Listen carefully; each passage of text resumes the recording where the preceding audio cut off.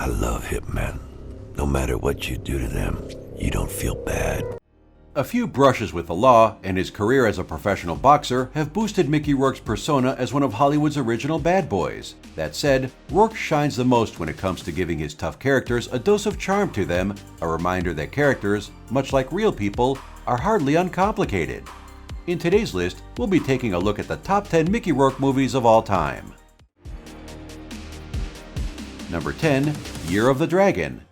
Captain Stanley White, commander of the 5th Precinct and the most decorated cop in New York City, has declared war on Chinatown. This crime thriller takes us to the seedy underbelly of Chinatown's organized crime, where we see Mickey Rourke as Stanley White, New York's most decorated police captain.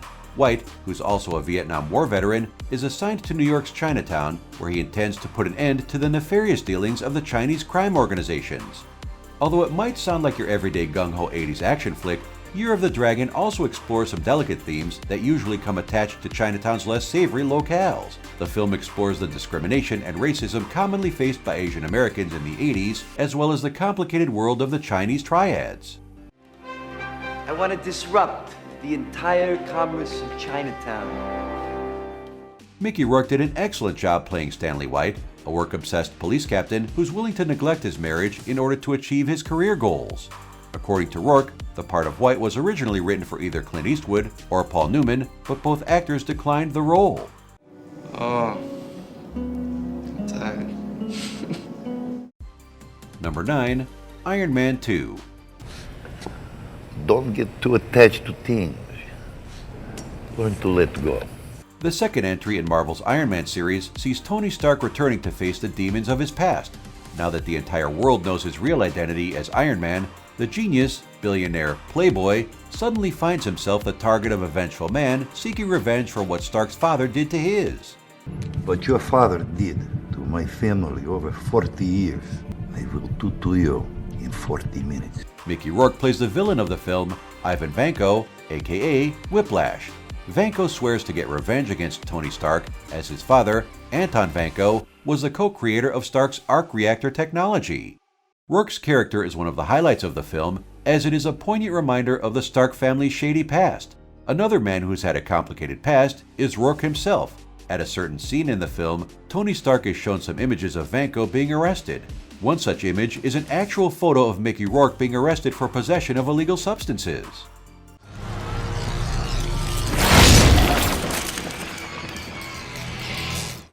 Number 8, Diner. The directorial debut of Barry Levinson is one of his trademark mixtures of comedy and drama. Diner is a coming-of-age story about a group of college friends who will soon have to deal with their new lives as adults.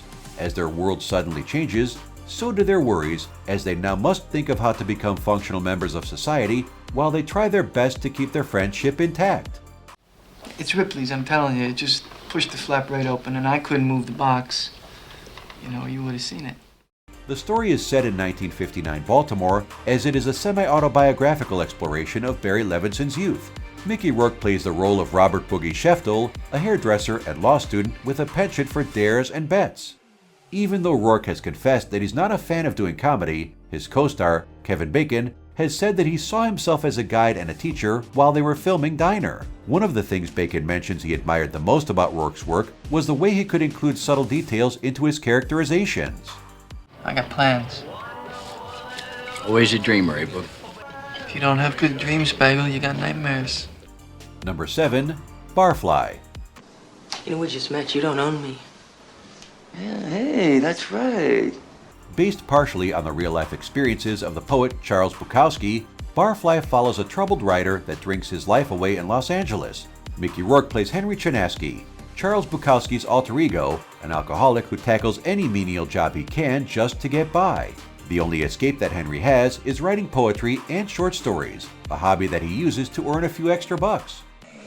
You know, somebody laid down this rule that everybody's got to do something. They got to be something. A touching and revealing biopic, Barfly debuted in the 1987 Cannes Festival, where it was met with positive responses by critics and audiences alike.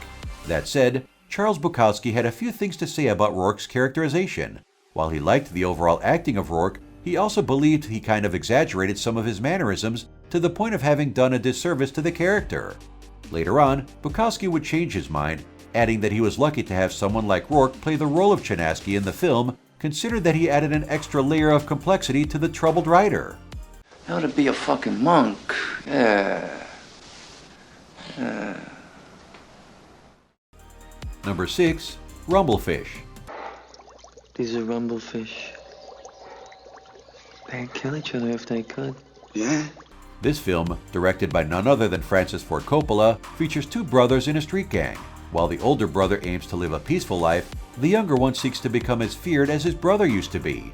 This thirst for respect will lead the younger brother into a path of violence as he longs for the days of gang warfare. Mickey Rourke plays the older brother, simply known as the Motorcycle Boy. In his prime, he used to be revered as a legend in the gang, feared by friends and foes alike.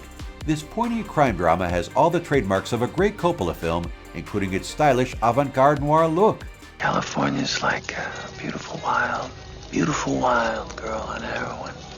To portray the Motorcycle Boy, Mickey Rourke says he acted like an actor who no longer finds his work interesting. To complete the look of his character, Coppola based his looks on Albert Camus, including his iconic dangling cigarette. What does it all look like to you? Black and white TV with the sound turned low. Number 5. Angel Heart. Johnny Favorite. Excuse me? Do you by chance remember the name Johnny Favorite? In Angel Heart, a private investigator named Harry Angel is tasked with investigating the disappearance of Johnny Favorite, a singer. Without realizing, he's about to set foot into the darkest case of his career as he soon finds himself in New Orleans, where a series of brutal murders is now taking place all around him. I don't know no crooners or anybody famous, An adaptation of the 1978 novel Fallen Angel, Angel Heart is a gruesome neo-noir psychological horror that doesn't hold its punches. At one point, the film was even going to receive the dreaded X rating by the MPAA, having to dial back some of its more graphic content to avoid the branding. Private investigator Harry Angel is portrayed by Mickey Rourke, who plays a great foil to Robert De Niro's Louis Cypher. Mr. Angel, my client, Monsieur Louis Cypher. Number 4. Buffalo 66. I need you to come to my parents' house with me and pretend to be my wife. Billy Brown is an ex-convict who's just been released after serving 5 years in prison for a crime he didn't commit. Now, he plans on visiting his parents and present to them his new wife, Layla. To do so, Billy kidnaps a tap dancer and forces her to play the role of his wife, just until he can complete his plan to assassinate a Buffalo Bills football player. This big asshole comes in.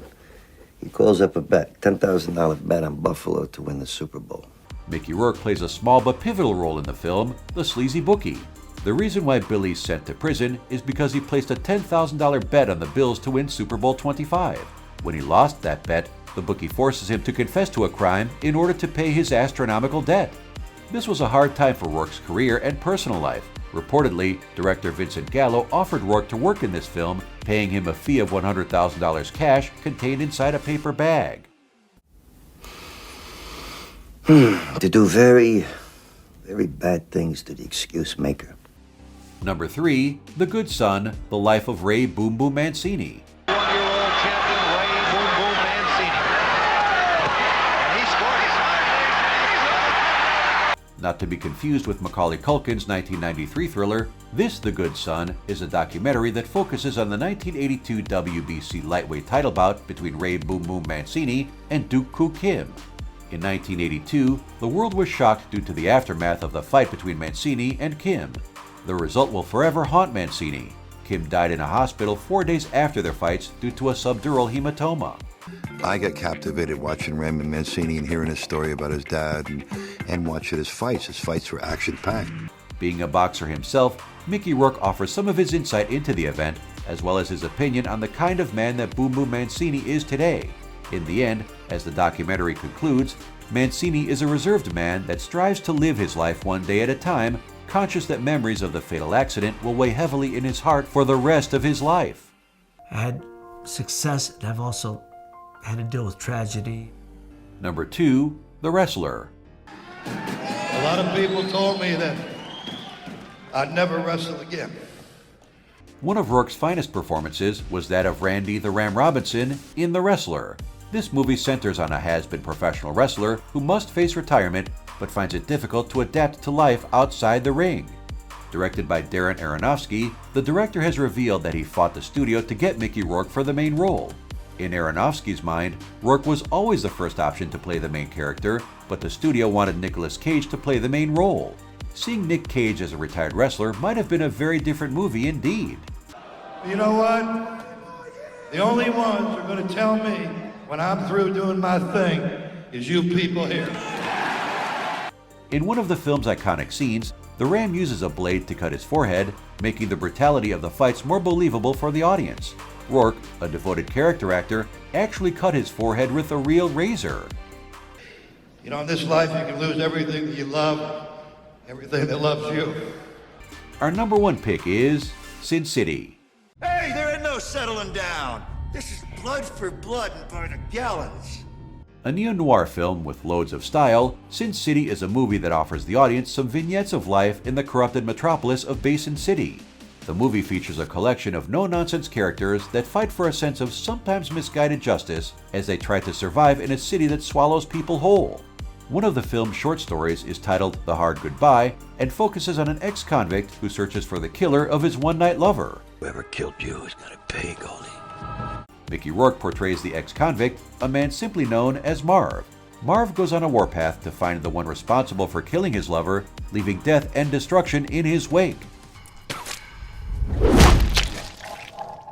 Sin City is regarded as one of the best examples of neo-noir American films, and its distinctive visual style set it apart from the rest of the films in its genre. Sin City was rated an 8 on a scale of 10 on IMDb.com and received a Metascore of 74 on Metacritic.